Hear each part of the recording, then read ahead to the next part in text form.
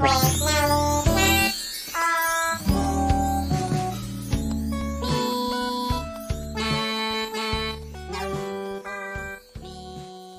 up, nerds, and welcome to the Edge of the Sky. This is a BTS fan game made by Aeon Dream Studios. I actually played the demo version of this game and was totally into it, and then I don't know what happened and I didn't continue it when the full version came out and stuff. We're gonna do that now. So let us begin our journey. Oops, go away OneDrive, I don't need you. Haiyuna is the name, and let's get started with the prologue. I've never traveled so far on my own before, away from my family, my society. Did I really make the right decision in leaving everything behind? I sigh and focus on the map literally before my eyes, showing through my glasses' virtual screen. Turn right here onto the path of Olympia. Okay then.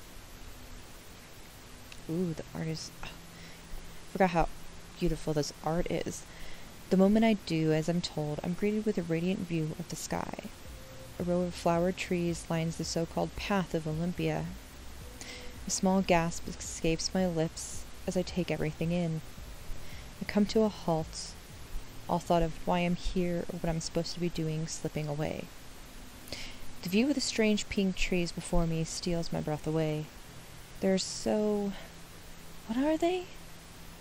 A single thought, a memory of a picture in a book comes to mind. The faded pink of the cherry blossom trees in the old picture is nothing like real life. They're even more beautiful than I could have imagined. After admiring the flowers for a moment, I begin once more down the path of Olympia, this time in wonder. My tumultuous, I don't know that word. My tumultuous heart always feels calmer at the sight. Olympia City. Whatever I had expected of the country's capital, it was not this raw view of nature in all of its glory. The city was touted as a heaven, the pinnacle of what humanity could achieve when it worked together. This game has words probably beyond my comprehension. Oh, this is sad. So if I keep butchering words from here on out, I am so sorry. There's just words I have never seen before. I don't know how they're pronounced. Since so much of Earth is unlivable, Olympia's cutting-edge technology, beautiful architecture, and greenery as far as the eye could see had always sounded like heaven to me. The mere fact that this untouchable piece of nature exists on the outskirts of the city goes a long way toward proving what I had heard and hoped, that coming into Olympia would give me a chance at a new, exciting, and much more beautiful life. But it won't be that easy. I don't even know what team I'll be assigned to yet. I hope I did well in the P.H.A.N.T.A.S.M's test. P.H.A.N.T.A.S.M, also called P.H.A.S for short, is the organization who is said to truly rule in Olympia City, though I can only guess at how true that is. They are the ones who recruited me, told me to come here and begin a new life as 7. The codename reminds me of those men I met only a few weeks ago. Actually, this codename reminds me of codename Kids Next Door. I don't know if you all watched that show, but these codenames, since they go by numbers, this is what it reminds me of. 9, 4, and 0. It's because of them that I was even able to come here. They didn't say it outright, but it had to be because of my meeting with them. As I walk down the flower-strewn path, my mind drifts back to how my chance at a new life came about in the first place. My clan stops outside a city again. It's not close enough to see it properly, not from our position, but I feel a strange buzz of excitement nonetheless. For as long as I have been alive, it has been that my people have lived here as nomads. I added some words, but that's okay. We wander from place to place, moving along whenever the weather gets particularly bad. We drifters were established back when some places become too hot to live in due to the effects of climate change. We're a young people, and we're still learning and developing our own culture, which changes with every new person who joins us. As long as we have been a people, we have accepted anyone from any country and any nationality. Living our lives wandering the wastelands has taught us to try and be kind and open to anyone. But I hear some yelling and jeering behind me. With my curiosity piqued, I turn around without thought. A small group of men stands just at the line of the city limits. They're dressed in clean-cut clothes, with their hair perfectly styled and everything about them screaming city dweller. However, threaded through the crowd are some scary-looking, thuggish people too, probably having nothing better to do and just looking for a fight. They're yelling something I can't quite hear, and when I move a little closer, I immediately regret doing so. Dirty drifters aren't welcome. Oh, she's ready for COVID. Look, she's got a mask. I feel a lump form in my throat. Yeah, get away before you make our city walls dirty. Huh, good one. They can probably make the walls dirty by just looking at them. Well, they're rude. Filthy things probably haven't bathed in their whole lives. It's called a lake, bro. You can bathe in lakes. I doubt they even know what the word means. Eey, I don't like you. I just want to, kick your ass. I bet they just roll around on the ground and call that bathing. Oh. Not a chinchilla. Not a chinchilla, guys. They all laugh and keep yelling in the direction of our camp. I feel sick. The adults back in the camp can handle it better, but the kids, they have to sit there and listen to this nonsense. They'll get used to it, but I wish they didn't have to. At least not yet. The world is harsh enough without some idiots yelling at us. What should I do? Yell back, ignore them, and keep walking. Fight them. I want to fight them. My mouse doesn't want to work. Oops, what should I do? Let's yell back. I steel myself, take a deep breath, and step forward closer to the yelling buffoons. Go home, you idiots. Are you that unimportant in the city that you feel the need to come out here and yell at nomads just to make yourselves feel like you matter? Well, guess what? Out here, you matter even less. Bam! Shots are fired. The people stop yelling. They look at each other and at me, all shifting uncomfortably. So turn around and go back to your precious city where you can pretend like you aren't a complete waste of space. Ha ha ha. With a huff, I turn my heel and march off before they start yelling again. Before I can do much more, though, a hooded man roughly grabs me by the shirt, pulling me to him. I glare up at the man, but when he looks behind me, I suddenly realize that the jeers and yelling have stopped. Huh? What's going on? I twist myself in the man's grasp to look around and see that everyone is looking at something behind them. Ooh, I like the hair. You know what, I just like everything about the styling. Nice neck tattoo, too.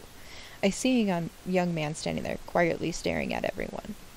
He doesn't say anything, but his intense presence seems to somehow larger than the entire crowds combined. Oh, those are some piercing eyes. Those are really bright eyes. Nice. A moment later, a man in all black comes to stand next to him, with a regal and commanding presence of his own. There's something about them that immediately makes them seem more. Whatever they are, there's such intensity in the first man's eyes that I have to remind myself to breathe. And the second man, I find I almost forget myself in the composure he exudes. The man in white takes one glance at me and then begins running towards us. Before I can understand what's happening, he has me pulled away from the other man and behind him. He stands defensively in front of me. Let's go ahead and help him, because we're helpful. I see that this guy is ready to fight everyone for me, but I'm not exactly the type to sit back and let someone else fight my battles. I step out from behind him, ready to defend myself. The mysterious man looks at me. What are you doing? Helping? Huh? I can handle it. That's not the point. It's my fight that you jumped into, so I'm not going to sit back and let you do it for me. Before either one of us can say much more, the man takes a swing at the newcomer. He effortlessly redirects the punch to the side and kicks the man in the gut. I'm Zero, you? I freeze and stare at him. Did he just... I'm Haiyuna, but this is really not the time for introductions. If the opponents were serious, I might agree. To punctuate his point, he ducks a guy charging at him in the face, making him crumple to the ground. Two more guys rush at him, and I watch as Zero easily takes them down one by one without breaking a sweat. A man suddenly grabs at my shirt out of nowhere and pulls at me, making me stumble forward. I push myself back, away from the man, and my shirt slips from out of his sweaty hands. Seriously, what's with everyone grabbing my shirt? The man regains himself seconds later and moves to attack me. I focus on him, narrowing my eyes. The world around me appears to slow down and nearly freeze. My heart races in my chest as I examine the man about to attack me. Left arm tense, he's ready to punch me from the left. I'm small, especially compared to him, so he's going to try to punch me from below to lessen the chance of missing me. His eyes are focused on my face, so he's intending to uppercut me. The way he's squinting suggests he can't see well. Can't afford to get his eyes fixed. My eyes dart all over the attacker, looking for more clues, more weaknesses. He's standing with more weight on his left leg. Right leg injured? Time flows again, and the man tries to punch me. I dance out of the way, twirling to stand behind him. I kick him in his right leg, right behind the knee. The man yells out and falls forward. He lies on the ground, clutching his leg in obvious agony, unable to return to attacking me again. I look up to see Zero wordlessly staring at me, the rest of the assailants on the ground around him. The serene man from before walks up to us. The rest of the crowd that had been watching us quickly disperses, some people outright running away. Cowards. He looks at Zero. Zero, I think you could have avoided fighting if you let me talk to them. He then turns to me, smiling. Are you okay?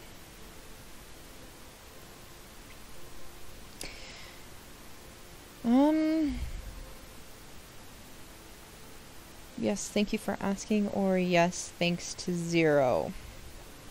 Let's do thanks to Zero. Yes, thanks to Zero. And there goes my mouse again. There we go. I wasn't expecting anyone to jump in to help me. No one ever does. But I guess you could call him a nice surprise. Not many people would come to the defense of any nomad, though, so your help was much appreciated. That's heartbreaking to think. Your people are probably the kindest and most well-adapted culture out of any in the past 50 years. You open yourselves to anyone, guide and help others, pride yourself on equality. It's a shame there's so many misunderstandings between your people and those who chose to stay behind in the cities. The purple-haired man pauses his impromptu speech, a small smile on his face. You're back already. I look to the side, my heart almost jumping to my throat when I see the man he's talking to. What the hell? He scared me.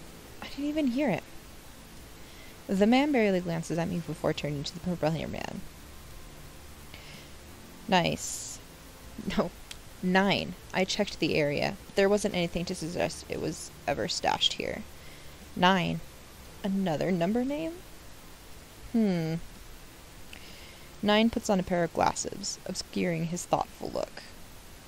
And blocking those piercing eyes. Sad.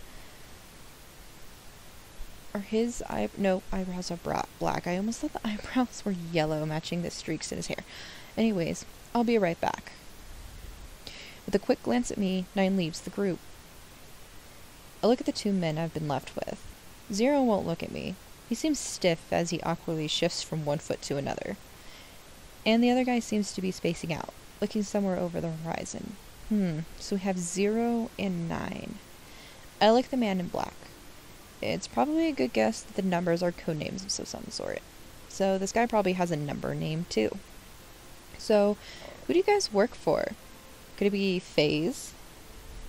Zero's piercing gaze moves to me at the same time that the newcomer's eyes become laser focused on me.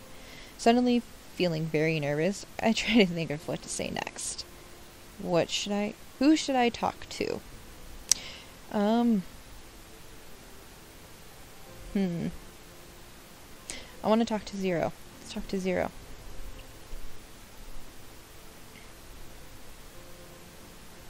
What's Faye's really like? I've only read about it on the net, but what's Faye's really like? Oh, it's unique. Each department has different buildings, and we don't meet them often. But within the teams, it can be kind of warm, like a family. I smile at him, my thoughts drifting to my clan. Is it like that then, I wonder? 9 comes back before I can ask anyone. You're familiar with the wastelands, right? Would you be willing to help us find something? Oh, yes, of course. You didn't even need time to think. It's my people's way to do so. We try and help anyone out in the wastelands, especially since there's a few who know them better than us. And we can't just let people wander around and get lost. The heat could get to them and, well, could be bad. Anyway, I'm happy to help you find any place you guys need. Thank you. We're really grateful for your help. We're looking for an old abandoned church. An abandoned church? I rack my brain trying to recall the layout of this particular area. There was that decrepit building, but I think that used to be a library, so that can't be it. I look out at the horizon, and it clicks. Oh, it's that place by the dried out lake. I think I know what you're looking for, so just follow me. I brought the guys to an abandoned church as requested, although the trip didn't take as long as it normally takes me on my own, since the guys happened to have a rover ready to go. It was the fanciest rover I've been in, so I enjoyed the ride while it lasted. I got to sit in front while I acted as navigator. As soon as we step foot in the place, Zero begins to wander around, looking at everything in wonder. But just as quickly, 4 moves to him and grabs his shoulder, stopping him. Did we ever learn 4's name?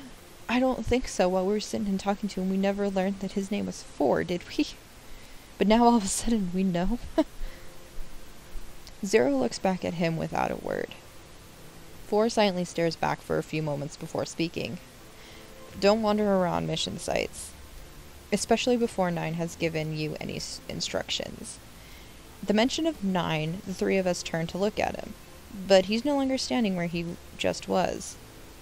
Zero shakes off 4's hand and walks a little further away. 4 merely watches him. Where is 9? I look around. Here even? I watch in confusion as an annoyed 4 walks around the church, rocks and who knows what else crunching beneath his feet. With 4 distracted, Zero seems happy enough to take this opportunity to explore. He glances back at me as he stops to touch and examine one of the statues. Do you know who the statue is supposed to be? Sorry. I'm not sure. I don't know much about this place, really. We could narrow it down based on location to the god or gods that were worshipped here. I can run a search. I turn around and jump as I notice 9 standing right next to me, his glasses off now as he examines a different statue. How did I not notice him move right next to me? I take a deep breath. Do all of them do this? I think I might seriously have a heart attack before I get home. 4 appears just as suddenly on the other side of 9. Have you all forgotten we're here on a mission? And this girl can leave now. She's done her part. Even if we're working, I think it's always good to take time out to learn about the world around us if we can. We might not get another chance like this. Work time is work time, and this is Zero's first mission outside of Olympia. We should be teaching him good work ethic. 4 and 0 both turn in different directions, looking as if they've seen or heard something. 4 moves away from us, while 0 runs up and gets in front of me and 9 defensively. 4 moves away from us, while 0... Oh, repeated accidentally. Not without experience myself. I narrow my eyes and look around for whatever it is that set them off. Are you expecting someone? We weren't, no. I peek out from behind Zero to see several hooded men standing there. 4 is no longer anywhere to be seen. 0 stands in a defensive stance, watching the hooded men like a hawk. 9 begins to speak. This is your hideout, right? Sorry to intrude. You know damn well this is our place. The hooded man looks at all 3 of us and narrows his eyes. A dirty drifter and some freaks from Olympia. There's no way you're not looking for our spoils. Suddenly, 9 puts 2 fingers to his ear for a moment. Then some sort of acknowledgement lights up in his eyes. He lets his hand fall back down, and instead slides on his sunglasses. We're just looking for one thing in particular, really. Something catches my eye just behind the group of hooded men. Before I can comprehend what's happening, 4 appears as if out of nowhere. Grabbing the leader by the head with both hands, he quickly twists it, dispatching the man with ease. Before the body can even reach the floor, 4 turns to another one of the hooded men. He pulls something out of his jacket. I only catch the flash of steel when 4 moves in the blink of an eye. He cuts the man down so fast that all I catch is the aftermath, another body falling to the floor. The 3rd man looks terrified out of his mind. Not waiting for 4 to get to him, he turns and runs out of the church. 4 lets out a small sound, and he watches the man flee, but doesn't follow. He turns around to survey the area, and I find myself watching him in quiet awe. Quiet awe. I have to admit, these guys are turning out to be really cool. But our troubles are hardly over, as another one of the hooded men appears from behind a statue. He makes a beeline towards 9 and me. 0, go. 0 quickly nods and rushes to meet the man head on, but he trips over some loose floor tiles and stumbles. That gives the man just enough time to rush past him and straight at me. 9 pushes me behind him and pulls out a stun baton from his coat, and with hardly any effort on his part, he strikes the guy with his baton the moment he gets in reach. The guy crumples to the ground, thus ending the fight. 0, who had already been on his way to capture the guy, looks stunned. He pokes the groaning man on the floor with his foot and looks away. 4 appears next to 0, making me jump once again at the sudden entrance. You trip 0. Tripped. That mistake could have been the end. 9 shakes his head. It's his first time. Go easy on him. He's had 13 years of training. He should do a better job of protecting his leader than this. 4 looks at 9 instead. The weather generator is secure. Ah, good. And I heard the others just successfully wrapped up their mission too. 0 perks up at this and looks at 9. Is everyone okay? 9 nods. That type of mission is 6's specialty, so there wasn't any need to worry. He'd never let anyone get hurt. Not even 5. 0 looks away again, and I feel annoyed with 4. Even if 5 does have a habit of wandering off. Let's go ahead and say something to 4. I can't help myself. I have to say something.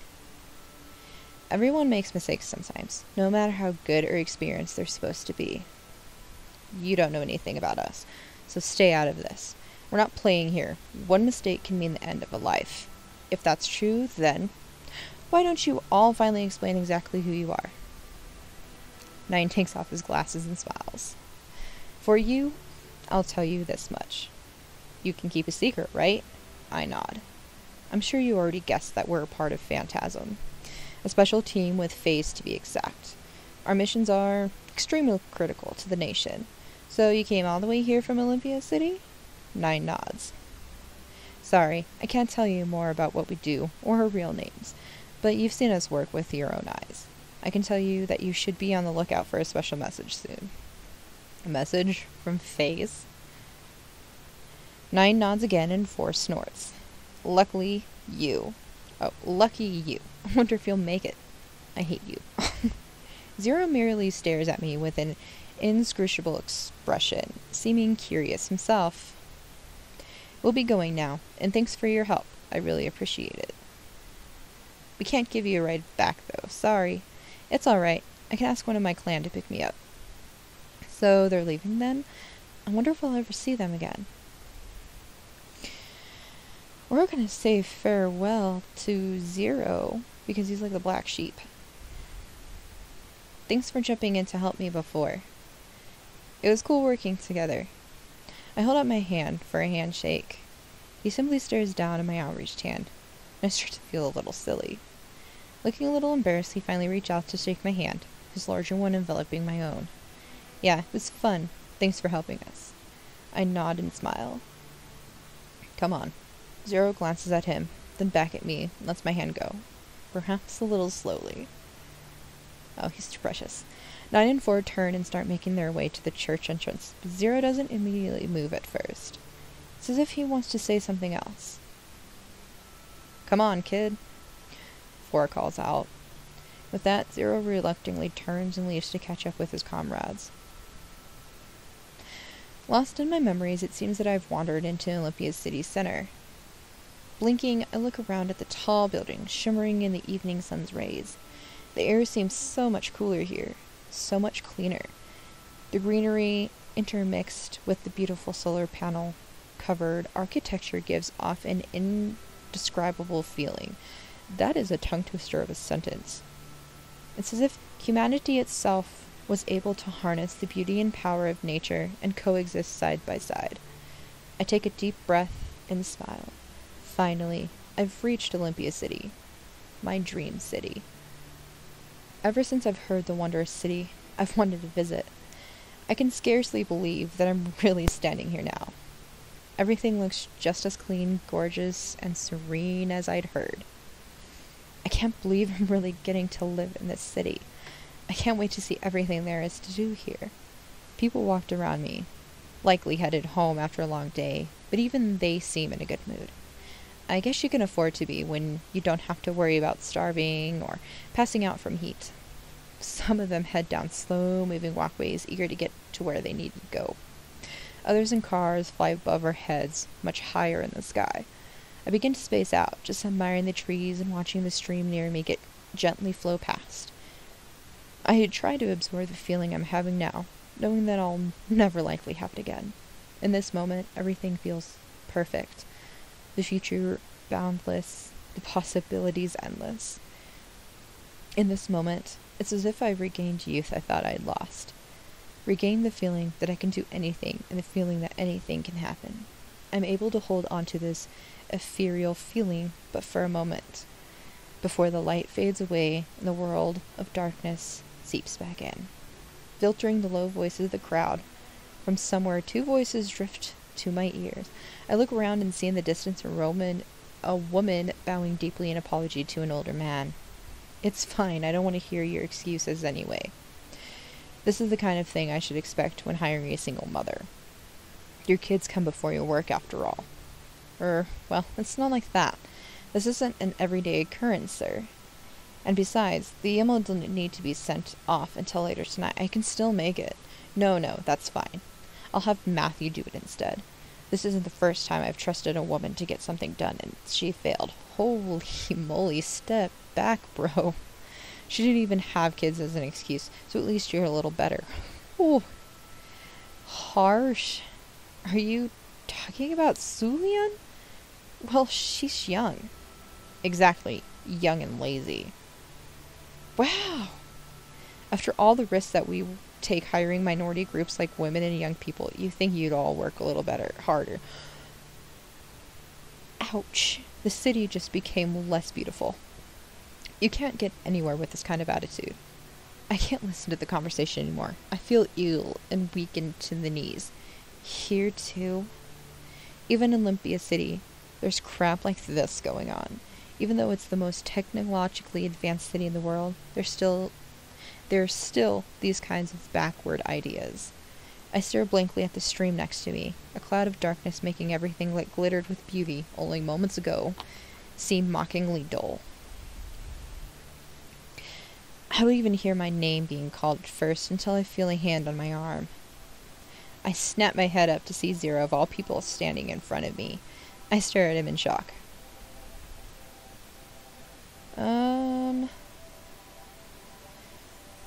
Are you stalking me? We'll do this one. Zero, long time no see. Zero shyly smiles and nods at me. I came to get you. I mean, I was sent to get you. You're late. They thought you might be lost. I gasped and quickly tapped the side of my glasses to bring up the digital overlay. The time says 5:45. I was supposed to be there at 5 p.m. Oh shit. Let's go. I start walking together with Zero. After a few quiet moments, I glance at him. I'm sorry I'm so late. Do you know any shortcuts? Maybe. Just one, though. One is enough. Can you run fast? What? 'Cause if you can't, you won't be able to keep up with the other guys you're about to meet, much less me. Before I can respond, Zero runs off at a ridiculous speed. What a little shit. Determined to catch up, I dash off through the sunset city after him. That's so cute. So I think we'll end this part here today. I think we'll just go each time, just one chapter each time. Keep it simple. So I hope you enjoyed playing this with me, the prologue, and I will see you all again later. Bye-bye.